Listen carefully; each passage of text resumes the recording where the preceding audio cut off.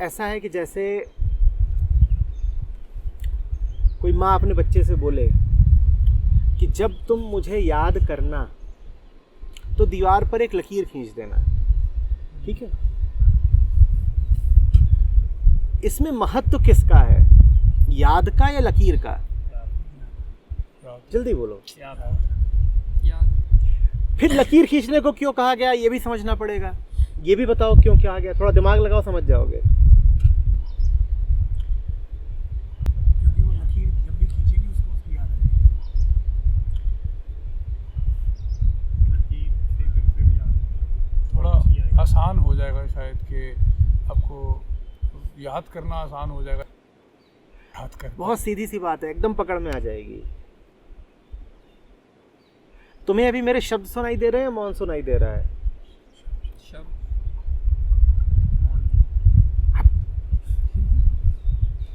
बढ़ चढ़ के बात।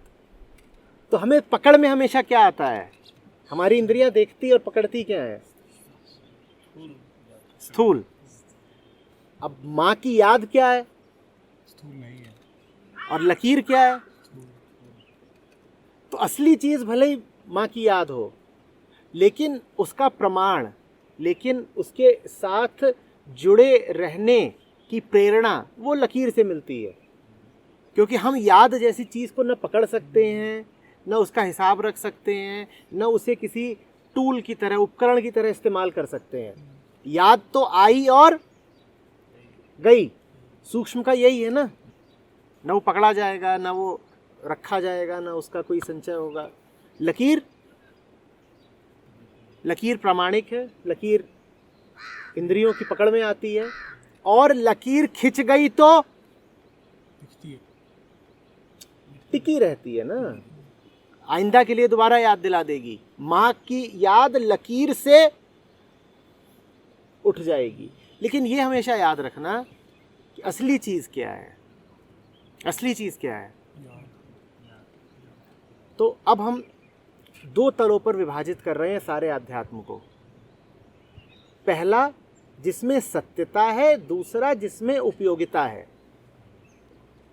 सत्यता किसमें थी, उपयोगिता किसमें थी? गुरु का काम होता है सत्यता और उपयोगिता की गांठ बांध देना। समझे बात को, कि जो सत्य है उसको ऐसा बना दो कि तुम्हारे लिए कुछ होगा। सत्य तुम्हारे लिए उपयोगी नहीं है तो करोगे क्या उसका? लिए रहो। सत्य तो सब कुछ है, राख भी तो सत्य है। राख परमात्मा नहीं है क्या? कहां से आ गई नहीं तो? पर करोगे क्या इसका? शिव सूत्र एक बहुत छोटी सी बात कहते हैं और उसको मैं सैकड़ों बार उद्धृत कर चुका हूं कि गुरु वो जो उपाय जाने, या कि गुरु ही उपाय है, या कि उपाय ही गुरु है। उपाय का मतलब सत्य सत्य नहीं रह गया, सत्य सत्य मात्र है तो तुमसे बहुत दूर का है। सत्य को उपयोगी बना दिया, एक पुल जोड़ दिया, एक रिश्ता बना दिया सत्य और तुम्हारे बीच में, वो लकीर खींच दी। लेकिन पुल को मंजिल मत बना लेना, दिक्कत ये होती है। समझ में आ रही है बात? लकीरें नहीं तो जिंदगी भर खींचते रह जाओगे, उससे क्या पाओगे? माँ थोड़ी मिल जाएगी। रास्ते चलते हो तो बोर्ड लिखा होता है किलोमीटर, अब वहाँ खड़े हो जाओ, उसी को फूल और पत्ते चढ़ाना शुरू कर दो। उस पर लिखा हुआ है केदारनाथ, यहाँ आगे लगा है यहाँ केदारनाथ लिखा है, 200 किलोमीटर भी लिखा है। तुम वहीं खड़े हो जाओ, वहीं आरती उतार लो।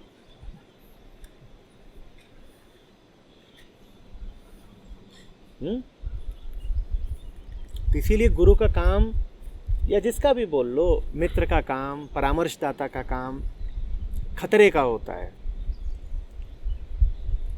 उसको तुमको कुछ ऐसा देना पड़ता है जो सत्य से जरा हटके है पर उपयोगी है। तो उसको ये देखना होता है कि कितनी दूर जाऊं सत्य से। दूर तो जाना पड़ेगा, क्योंकि विशुद्ध सत्य पर रह गया तो तुम्हारे लिए कैसा हो जाएगा? अनुपयोगी हो जाएगा, यूजलेस हो जाएगा। तो उसे थोड़ा हटना पड़ता है, पर बहुत हट गया तो गुड़ गोबर हो जाएगा। थोड़ा भी नहीं हटा तो समझ में नहीं आएगा। अब ये बात बिल्कुल विवेक की होती है। समझ रहे हो ना बात को? जैसे सोना होता है, अगर विशुद्ध सोना तुमको दे दिया तो कैसा हो जाता है? कमजोर रह जाता है। जानते हो ना ये? खालिस सोना कैसा होता है? उसमें मजबूती नहीं होती। उसे तुम गहना बनाओगे, उस पर जरा सा जोर दोगे तो वो टूट जाएगा। तो उसमें क्या करनी पड़ती है? मिलावट करते हो। उसी मिलावट को तो फिर कहते हो ना क्या, कि कितने कैरेट का है। ये 20 कैरेट और 24 कैरेट और 22 कैरेट, इसमें क्या अंतर है? कि उसमें और पूरा ही मिला दिया उसमें, या आधा मिला दिया उसमें, कुछ और तांबा मिला दिया, कुछ और मिला दिया तो, और कुछ नहीं मिलाया तो उपयोगी नहीं होगा। तो हम बड़े विचित्र लोग हैं। हमारा भला भी करना हो तो गुरुओं को हमें क्या देना पड़ता है? मिलावटी चीज। हम ऐसे लोग हैं कि जिनको अगर दवाई भी देनी हो तो मिश्री में मिला के देनी होती है। इसमें गुरुओं की हीनता नहीं है। इसको ये मत समझ लेना कि वो शुद्ध बात जानते नहीं थे।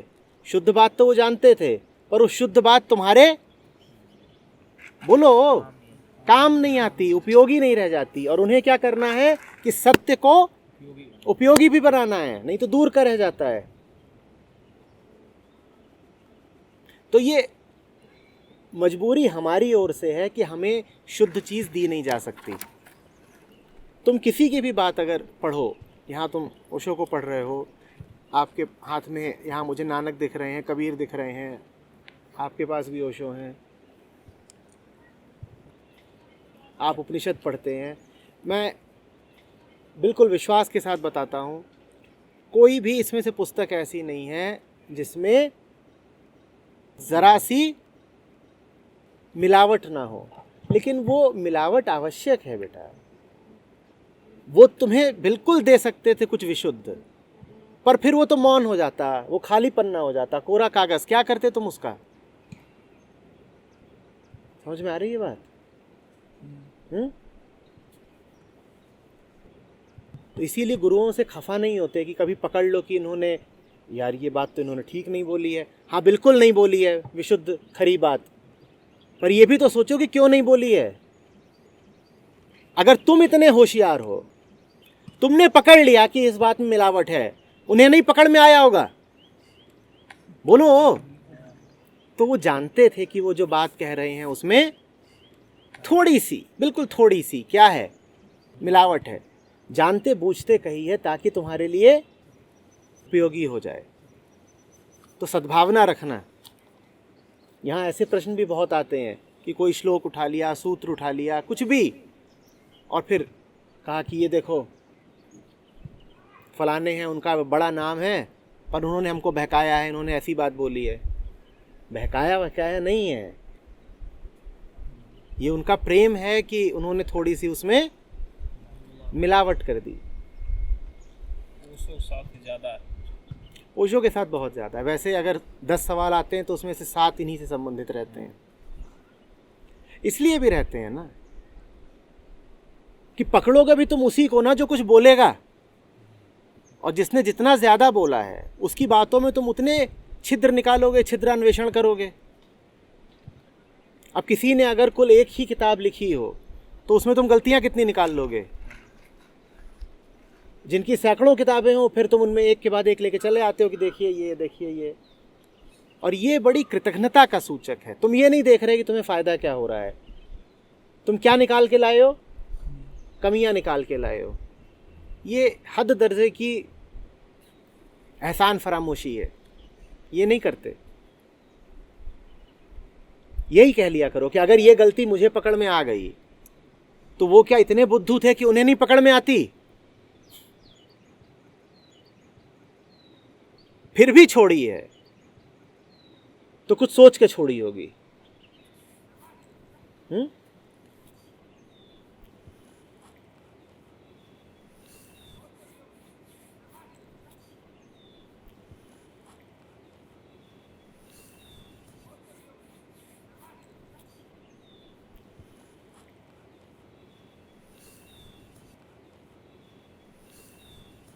तुम क्या पढ़ रहे हो? तुमने क्या पढ़ा? कहानियाँ। इसमें तो बहुत ही कुछ निकल आएगा। तुम कहोगे ये कैसी कहानी है, ये क्या बोल दिया, क्यों बोल दिया? नर्सरी की कहानियाँ लग रही हैं। हाँ नर्सरी हाँ, की हाँ, हाँ। कहानियाँ लग रही हैं। उसका कारण ये है कि हम में से ज़्यादातर लोगों का मन किस स्तर का होता है? नर्सरी के स्तर का होता है। तो उन्हें उसी तल पे उतर के कहानियाँ बोलनी पड़ती हैं। कहानियाँ तो और भी हैं, हमें समझ में कहाँ आती हैं। अभी कल वो सूफी बोध कथा ली थी कि गुरु मर रहा था और शिष्य आए उसके पास, बोले कि तुम्हें जलाएं कि दफनाएं? गुरु ने कहा सरप्राइज मी, और मर गया। लो, दे दी कहानी। अब सीख लो जो सीख सकते हो इससे, सीख लो जो सीख सकते हो। और अभी तो तुमने खुल के निकाली नहीं है। तुम इदरीस शाह का जो मूल ग्रंथ है उसको खोलो, उसमें ऐसी ऐसी कहानी है कि पढ़ो और फिर पानी मांगो और चक्कर खा के गिरो कि ये क्या है और क्यों है। लेकिन हमारा हिसाब ऐसा ही है, कहानी क्लिष्ट हो तो हम कहेंगे भक्त न जाने क्या है, और आसान हो तो कहेंगे तो नर्सरी की है, क्यों दे दी, चलो दे दी, सरप्राइज मी। गुरु मर रहा है, चेले आए, अब पूछते हैं जलाएं कि दफनाएं, और गुरु बोलता है सरप्राइज मी, और मर गया। लो,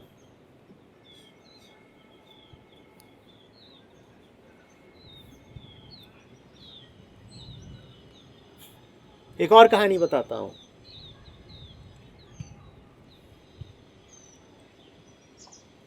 एक आदमी साधना करता था, वो बहुत सालों से साधना करता था, 20 साल से साधनारत था। तो स्वर्ग की देवी ने कहा ये साधना तो बहुत कर रहा है, मुझे जांचना है कि साधना में कितना आगे बढ़ा। तो उसके सामने बिल्कुल कामिनी बन के आती है, मनोहर कन्या, और लगती है उसको लुभाने रिझाने। वो उसकी ओर ध्यान ही नहीं देता। थोड़ी देर में वो अपने असली देवी रूप में प्रकट होती है और उससे बोलती है तेरी तपस्या व्यर्थ गई, तुझसे बड़ा पाखंडी दूसरा नहीं, और चली जाती है। लो, बताओ इसका अर्थ।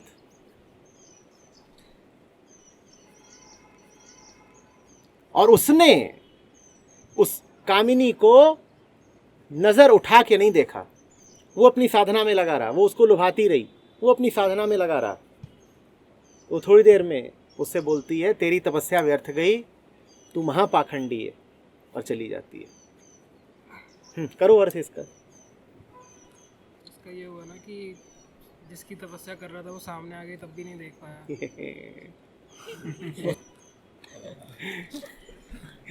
ये तुम्हें तभी समझ में आएगा जब मैं इसको नर्सरी के स्तर का बनाऊंगा।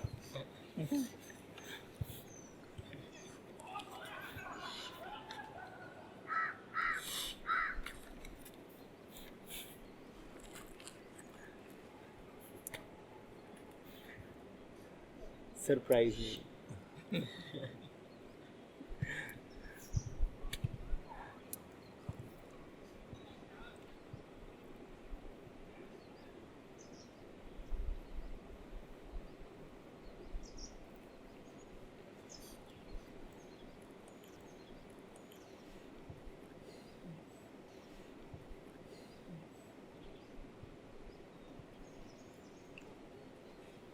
वैसे ही और है, ऐसे ही चर्चा चल रही थी। एक बौद्ध गुरु बुद्धत्व के बारे में दीक्षा देता था, ऐसे ही सब बैठे हुए थे सुनने वाले। तो एक सुनता रहा, फिर रूप के बोलता है आप सीधे सीधे क्यों नहीं बताते हैं ये बुद्धत्व चीज़ क्या है? तो जानते हो क्या जवाब देता है? बोलता है ये है बुद्धत्व। वहाँ एक कुत्ता बैठा था, कुत्ते की ओर इशारा करके बोलता है ये बुद्धत्व है। बताओ।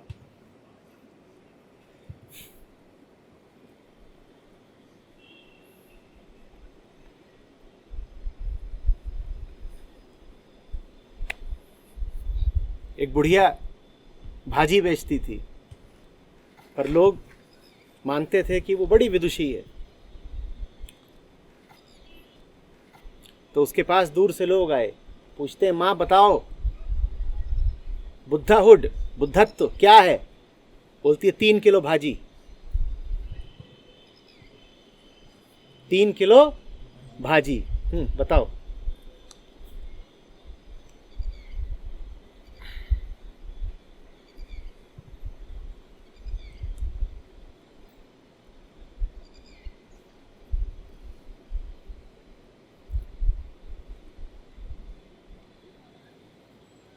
शिष्य पूछता है कि गुरुदेव, बुद्ध से प्यार हो गया है, ऐसा लगता है कि पूरी दुनिया में सर्वत्र बुद्ध ही बुद्ध हैं, अगर चलते फिरते कभी बुद्ध मिल जाएं तो क्या करें? तो गुरुजी बोले जहां मिले वहीं पकड़ के मार देना। सुना है ना, if you meet the Buddha on the road kill him. बताओ, जहां मिले वहीं पकड़ना और मार ही देना।